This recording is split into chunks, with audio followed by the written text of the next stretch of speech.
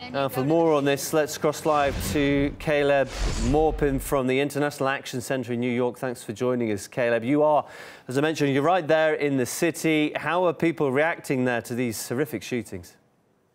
Well, I don't think people here have enough information to fully react to what went on. But it's important to be clear that the New York City Police Department has the biggest public relations budget of any police department in the entire United States, and that they are going to try and utilize what occurred today. They're going to try and utilize it to create sympathy for the police and to justify probably a bigger crackdown on the peaceful protests which have been taking place. It is inaccurate to link what happened today to the peaceful protests which have been taking place here in New York City and all around the country. I don't think that link can be made, but the fact that they are going to try and make this link is very frightening and has huge implications for the civil liberties of people all across the United States.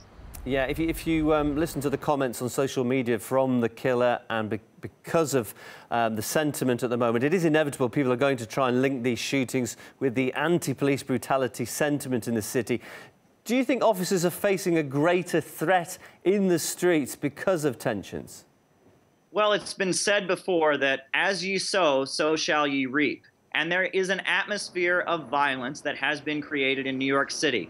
Just a few days ago, a video surfaced of a 12-year-old boy who was already in handcuffs with 4 officers around him being punched in the face. Young black and brown children in this city live in terror of being stopped and frisked on the streets, of the cops beating them up in school. I mean, it's an atmosphere of terror and repression that exists for so many people, not just in New York City, but all over the country. And the wide explosion of protests that have broken out is very much a reaction to that. You know, isolated acts of violence like whatever happened today, that's not going to stop police brutality. It's going to be a mass movement involving millions of people that will bring accountability and stop the wave of police terror that's being seen in this country. But any attempt to try and link the two and say that the mass movement of peaceful protests is somehow linked to what went on, what one individual did before taking their own life, that's a very dangerous thing. But that is what the New York City Police Department is probably going to do. This has huge implications, and an incident like this shouldn't be able to curtail the civil liberties of the millions of people who are outraged by the violence that goes on every day against oppressed people. Yeah, let's stay with that theme of police brutality protests happening in New York. Why are the people still out on the streets? Because we're talking about weeks since these were actually sparked by events in Ferguson.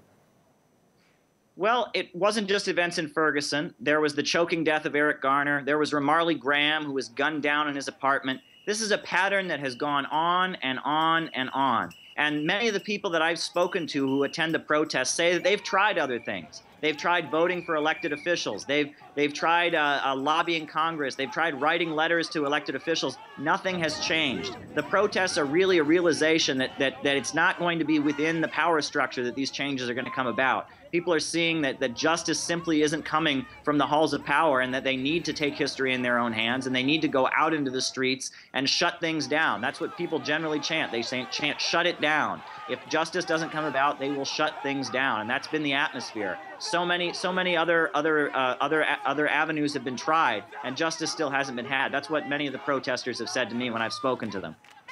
Okay, thanks so much for coming on to give us your thoughts. We're hearing from Caleb Maupin from the International Action Centre based in New York.